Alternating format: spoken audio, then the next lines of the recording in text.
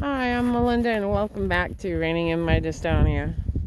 I thought I would continue with my old man narcolepsy or sleep deprivation. The second vet we took him to did a much more detailed examination. He had his intern run the old man around him so he could check his gait and all that and make sure all that was normal. And then, of course, all the blood tests. They checked for EPM, something else, I forget what it was. And then all his blood levels. I think the vitamin E they were wondering. So, 7 to 10 days for those to come back. Convinced him to allow me to ride. So I was just ready. If it seemed like he was going to come down, then I would be ready to jump off him. Mainly, I just made sure he was awake when I went to ride. So, like, if he had been sleeping, I would give him like half an hour. And I still do this now, even with the young man. I give them like half an hour from when they've been sleeping. And then by the time I get them saddled up and stuff, they should be good to go.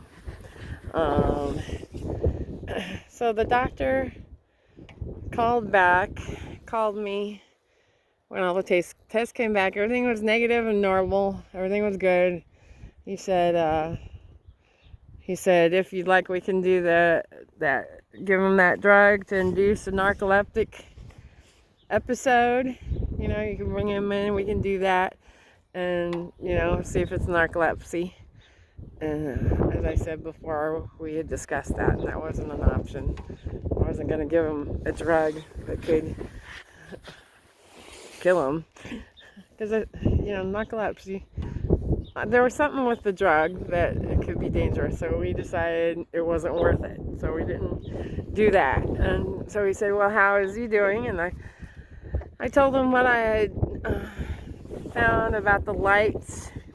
Like, lights in barns could sometimes keep horses up from getting their sleep and whatever, and there were other things. But I told him about the light thing, and then we had decided to turn that light off above the roundabout. And I told him I'd been monitoring him, and he'd been sleeping. He'd been laying down and sleeping less. Like, he wasn't laying down every hour and sleeping. So, with that, he said, well, it sounds like it's sleep deprivation, and, he said, let's just keep monitoring him, and if something comes up, bring him back in. So I said, okay, sounds good. So that's what we did. We haven't had an issue yet. Again, he's a sleepy horse. He always has been a sleepy horse. And he's sleeping right now, But now he's old, so it's normal. He doesn't lay down and sleep a lot like he was doing at that time.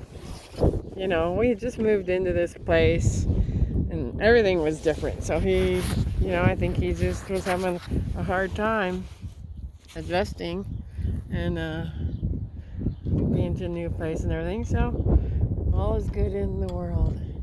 So I went on with my riding with him and just watch his sleep. And now I make sure this guy is wide awake when I'm going to sleep, wide awake when I'm going to ride him. So sleep deprivation in horses is a real thing.